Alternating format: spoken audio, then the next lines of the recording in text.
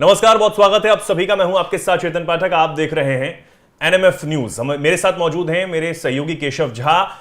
Iran के जो ख्वाब हैं वो चकनाचूर हो चुके हैं। हम ये क्यों कह रहे हैं? क्योंकि ईरान ने बहुत से ख्वाब देखे कि वो इजराइल को दबा लेगा। इजराइल के साथ सीधे तौर पर उसने लोहा लेने की कोशिश भी की, लेकिन इजराइल ने साफ कहा कि मैं अपने नागरिकों की सुरक्षा के लिए मिडल ईस्ट में हम कहीं भी जाकर ऑपरेशंस कर सकते हैं, कहीं भी हम जा सकते हैं, ये साफ तौर पर इजराइल की तरफ से कह दिया गया था।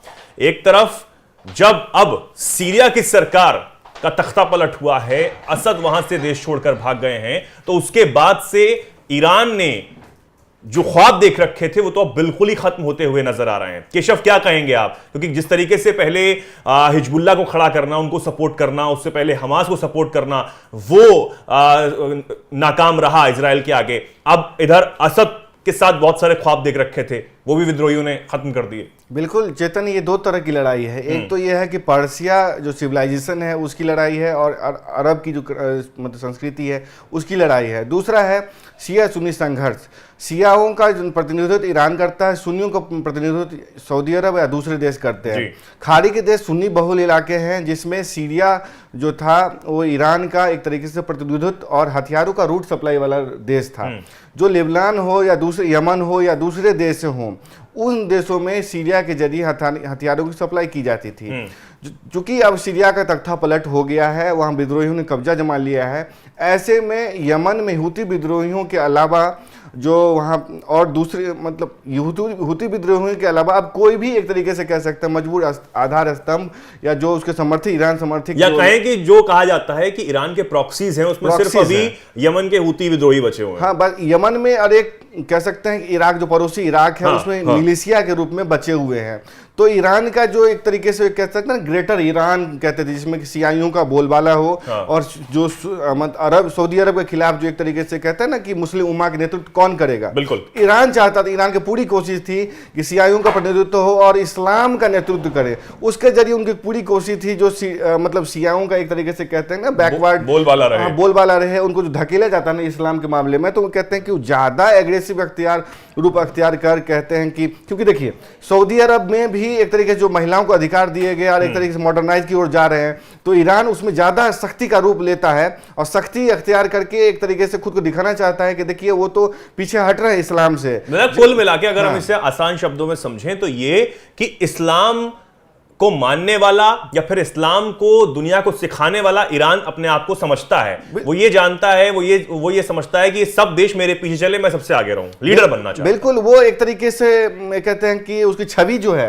इस guardian of the grand mask Mecca, guardian of Islam कहा जाता है सऊदी अरब को, उसको पीछे छोड़ना चाहते हैं। उसकी जो छवि है उसको धूमिल करना चाहते हैं, उसको डिमीन करना चाहते हैं। खामनेई की बात करें जो सर्वोच्च लीडर है, तो उनके जो सीरिया था ये एक तरीके से उसमें कहते हैं महत्वपूर्ण पिलर था इस उम्मीद में, क्योंकि वहां के जरिए हिजबुल्लाह जो शिया लड़ाके हैं उसको सपोर्ट किया जाता था, हुतियों को सपोर्ट किया जाता था, और इसके लिए ईरान ने बहुत बड़ी कीमत भी चुकाई है। जो देश देखिए चेतन, जो देश खुद प्रतिबंधों से जूझ रहा है, वहां पे बहुत सारे अमेरिका के यूरोपीय देशों के प्रतिबंध लग चुके हैं, वो देश कहते हैं मिडिल ईस्ट क्रांति जो 2011 में हुई थी, जो गृह युद्ध के हालत बने, उसमें कहते हैं कि $50 बिलियन तक खर्चा किया था ईरान ने, हथियारों के मामले में हो, मेडिकल सप्लाईज के मामले में हो, लड़ाकों के समर्थन के मामले में हो, तो इसमें खामनेई ने बड़ी कीमत भी चुकाई थी। क्योंकि सीरिया का अंत हो गया। देखिए सीरिया का अंत कैसे हुआ, खामनेई अपने देश को पूरी तरीके से इजराइल के साथ युद्ध में झोंक रखे थे, क्योंकि हमास के साथ जो जंग हुई उसमें पूरा समर्थन था ईरान का, और सीरिया को पहले ही बमबारी कर रहे थे इजराइल पूरे टैंक के साथ। रूस यूक्रेन में फंसा हुआ है, ईरान की भी एक तरीके से बमबारी कह सकते हैं, मिसाइल अटैक या जो युद्ध है उस तरीके से इजराइल के साथ जारी है।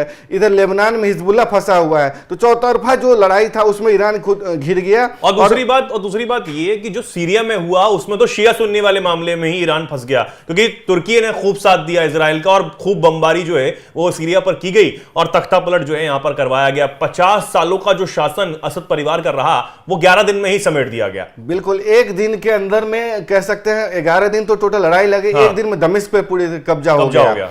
और इसमें ईरान कोई मदद तक नहीं कर पाया, ईरान को खबर तक नहीं लगी कि लड़ाके किसकी राजनीति क्या है। मतलब जो IRGC नेटवर्क है, इस्लामिक रेवोल्यूशनरी गार्ड कॉर्प, जिसको कहा जाता है कि मेन है सेना है, खामनेई की सेना है, इस्लामी सेना है, उसको खबर तक नहीं लगी और वो 11 दिन तक सोए रहे। और ये असद को एक तरीके से ये कह सकते हैं जो 1 दिसंबर को खामनेई के साथ उनको देखा गया था और ये कहा गया, असद ने कसम खाई थी कि विद्रोह को कुचल देंगे जो दमिश्क की ओर आ रहे हैं, और वो 10 दिन के अंदर में सत्ता उखड़ गई और IRGC को खबर तक नहीं लगी। जो कहते हैं कि इजराइल, मोसाद के बाद कहते हैं कि इजराइल का जो खुफिया तंत्र है वो काफी एक्टिव है। वो एक तरीके, देखिए सऊदी अरब के पास ताकत है मिसाइल खरीदने की, बनाने की ताकत नहीं है, चलाने की भी ताकत नहीं है। ईरान के पास दोनों है, इसलिए पर्सिया जो सिविलाइजेशन है उसका नेतृत्व ईरान करता है, जिसमें कि बनाने की भी चलाने की भी ताकत है।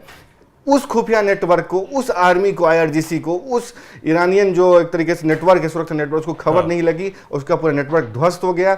इसलिए हम कह रहे हैं कि इधर ट्रंप आ चुके हैं, उधर इजराइल कब्जा हो चुका है, इधर सीरिया की तबाही हो चुकी है, उधर लेबनान में हिजबुल्लाह की स्थिति खराब है। उथल पूरी दुनिया में इस वक्त मची हुई है, लेकिन जो सबसे ज्यादा फजीयत हो रही है वो खामेनेई की हो रही है, ईरान की हो रही है, इसमें कोई शक नहीं है। और इजराइल ने जिस तरीके से साफ कहा था, बेंजामिन नेतन्याहू ने इस बात को कहा था कि ईरान जो गलती कर रहा है, और उस बात का सपोर्ट खुद अमेरिका ने भी किया था कि ईरान जो गलती कर रहा है उसका खामियाजा ईरान को भुगतना होगा, और ईरान अब पूरे चंगुल में चारों ओर से फंस चुका है कि उसके जो प्रॉक्सीज हैं वो पूरी तरीके से खत्म होते हुए नजर आ रहे हैं। और इस बात को इजराइल ने भी कसम खाई थी कि धीरे धीरे प्रॉक्सीज को खत्म करते हम लीडर को ही खत्म कर देंगे। ईरान को पूरी तरीके से यहां पर फंसा दिया, इसलिए सीरिया में वो बिल्कुल छोड़ नहीं रहा। हालांकि सीरिया की जो लड़ाई है वो सीरिया में जो लड़ाई है वो इजराइल बहुत समय से लड़ भी रहा है, वहां पर अपने जो लड़ाकों को उतारकर एयरफोर्स से बमबाजी करवा रहा है। अभी हाल ही में अमेरिका ने बमबाजी की, जब तख्ता पलट हुआ उसके बाद इजराइल भी वहां पर कर रहा है, तुर्की भी उनका साथ दे रहा है, तुर्की का अपना फायदा है,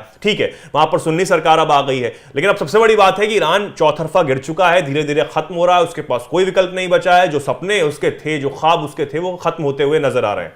देखिए चेतन, ईरान के लिए जो अली खामनेई हैं, जो सर्वोच्च लीडर है खामनेई, उनके लिए एक तरीके से कह सकते हैं कि एग्जिस्टेंशियल क्राइसिस है। क्यों? क्योंकि देखिए हसन रूहानी को उन्होंने राष्ट्रपति बनाया था और वो महत्वपूर्ण दावेदार थे खामनेई के उत्तराधिकारी के रूप में। उनकी प्लेन क्रैश में मौत हो गई। उसके बाद महमूद पजेशियन को उन्होंने राष्ट्रपति बनाया, लेकिन उनका कोई एक तरीके से क्लर्जी के तरीके से वो मजबूत स्टैंड नहीं ले पाते नहीं है, और उनका इस्लाम पे भी उतना पकड़ नहीं जितना कि हसन रूहानी का था। नहीं, वो थोड़ा लिबरल भी है। अगर हम देखें, जब वो अभी ब्रिक्स में भी गए तो वो लिबरल चेहरे के तौर पर उभरना चाहते हैं। और हालांकि ये हम सब जानते हैं कि सुप्रीम लीडर के हाथ में ही सब कुछ होता है, खामेनेई के हाथ में ही सब कुछ है, लेकिन फिर भी जो राष्ट्रपति हैं पेजेश्कियान, वो लिबरल माने जाते हैं इन सब मामलों में, लिबरल माने जाते हैं। लेकिन जो देखिए ईरान में जो राष्ट्रपति का चुनाव होता है ना, उसमें 3 कैंडिडेट सामने आते हैं। उस तीनों कैंडिडेट को जो है ना मतलब समर्थन होता है, परमिशन लेनी होती है खामनेई से ही, उसमें से एक का चुनाव करते हैं वो। तो हम ये नहीं कह सकते कि वो लिबरल हैं तो वो बाईपास कर देंगे खामनेई का। सर्वोच्च और अंतिम फैसला उन्हीं का ही होगा। ऐसे में हम क्यों कह रहे हैं, उत्तराधिकारी उन्हें मिल नहीं रहा है कोई, और उम्र के अंतिम पड़ाव पे है वो। ऐसे में ईरान फिर से 2015 का जो स्थिति था परमाणु हथियार बनाने का, जिसके प्रतिबंध की वजह से रोक लग गई थी, कह सकते हैं स्टैंड हो चुका था ताकि वो हथियार ना बना सके, बराक ओबामा के दौर में या दूसरे के दौर में कह सकते हैं, उसके फिर से वो चालू करने की कोशिश करेगा, फिर से वो मिसाइल बनाने की कोशिश करेगा, जो कि ट्रंप के आने के बाद हो सकता है उसमें समझौता हो कुछ। लेकिन अभी तो ये कि ईरान फिर से, और वैसे भी ट्रंप जब राष्ट्रपति चुने गए, हालांकि शपथ उन्होंने अभी नहीं ली है, लेकिन जब वो राष्ट्रपति चुने गए, जब खबरें बिल्कुल फाइनल हो गई, तब से ही ईरान जो है वो घबराहट में था कि अब ईरान की बहुत मुश्किलें बढ़ने वाली हैं। पिछले कार्यकाल में जो प्रतिबंध राष्ट्रपति ट्रंप ने लगाए कई मुस्लिम देशों पर, जिसमें ईरान भी शामिल था, उसके वो अब दोबारा दोहराया जा सकता है, उसकी याद ईरान को आने लगी थी। दूसरी तरफ जो एक तरीके से देखिए कोई भी लीडर होता है ना, वो हथियारों से नहीं डरता, उससे मास क्रांति जो होता है उससे डर लगती है। बिल्कुल। जो सीरिया में हुआ या दूसरे देशों में हुआ, वही कहीं ईरान की सड़कों पर ना हो, ईरान के सड़कों पर ना आ जाएं जो लोग प्रतिबंधों से या बुड़के से, जो इस्लामिक कानून है उसके से, और जो अमेरिका ने प्रतिबंध लगा रखे, यूरोपीय देशों ने प्रतिबंध लगा रखे, जिससे कि महंगाई, इन्फ्लेशन काफी हाई जा चुका है, मेडिकल प्राइसेस काफी वहाँ दिक्कत है, पढ़ाई भी मुश्किल है वहाँ पे। तो उन सब वजह से कहीं सड़क पर अगर रेवोल्यूशन होता है, जो 2011 में सीरिया और दूसरी जगह पे हुआ था, वो कहीं ईरान में होता है तो मुझे लगता है कि ये खामनेई के लिए सबसे बड़ी चुनौती है, क्योंकि उन्हें उत्तराधिकारी नहीं मिला है जो ईरान को आगे ले जा सके और क्लर्जी को आगे ले जा सके और सियाओं का प्रतिनिधित्व कर सके। ये सबसे बड़ी चुनौती है, क्योंकि आप प्रतिबंधों से डट सकते हैं क्योंकि ईरान के पास सरकार मजबूत है, लेकिन अगर रेवोल्यूशन होता है, इस्लामी रेवोल्यूशन, तो उससे कैसे निपटेंगे खामनेई? बिल्कुल, उससे कैसे निपटेंगे। और जिस बात का जिक्र अभी केशव ने किया कि ईरान के अंदर जो हिजाब पर प्रतिबंध, हिजाब को लेकर जो बातें की जा रही थी कि महिलाओं का हिजाब पहना अनिवार्य है, हमने उसके खिलाफ भी प्रोटेस्ट होते हुए देखे। महसा अमीनी से लेकर जो तमाम महिलाएं हैं, जो लड़कियां हैं, वो हिजाब के प्रतिबंध को लेकर खूब सड़कों पर आई और हिजाब जो अनिवार्य वहां पर किया गया था, उन पर जबरदस्ती थोपा जा रहा था, उसके खिलाफ सड़कों पर उतर रही थी। तब जमकर जो है प्रोटेस्ट किए जा रहे थे और तभी ये कहा जा रहा था कि जो वहां के राष्ट्रपति हैं पेजेश्कियान, वो इन मामलों में थोड़ा लिबरल हैं और वो थोपना नहीं चाहते हैं। वो अब एक चॉइस देना चाहते हैं कि आपको पहनना है पहनिए, नहीं पहनना है नहीं पहनिए। लेकिन ईरान को भी अब उन चीजों को सुधारना होगा, तभी शायद जो मुश्किलें उसके सामने खड़ी हुई हैं वो खत्म होंगी। इजराइल को भी समझ आएगा कि ठीक है, अब ठिकाने में आ रहा है ईरान, तो अब उतने ज्यादा जो हमले हैं वो ना किया जाए, लेकिन प्रॉक्सीज को खत्म करना होगा और वो धीरे धीरे खत्म ही हो रहे हैं, इसमें कोई दोराहे तो है नहीं। ठीक है, बहुत बहुत धन्यवाद केशव आपका हमारे साथ इस चर्चा में जुड़ने के लिए। बहुत जरूरी ये चर्चा रही और हमारे दर्शक इस पर क्या कुछ कहना चाहते हैं, आप क्या कुछ सोचते हैं, कमेंट सेक्शन में आप जरूर बताएं। ईरान को लेकर आप क्या सोचते हैं, ईरान की सोच को लेकर आप क्या सोचते हैं, और साथ ही सीरिया या फिर जो हिजबुल्लाह और इसी के साथ जो हमास के साथ हुआ है, ईरान के प्रॉक्सीज के साथ हुआ है, उसको लेकर आप क्या कुछ कहना चाहते हैं, कमेंट सेक्शन में आप जरूर बताएं। और ऐसे ही देखते रहें NMF न्यूज। नमस्कार।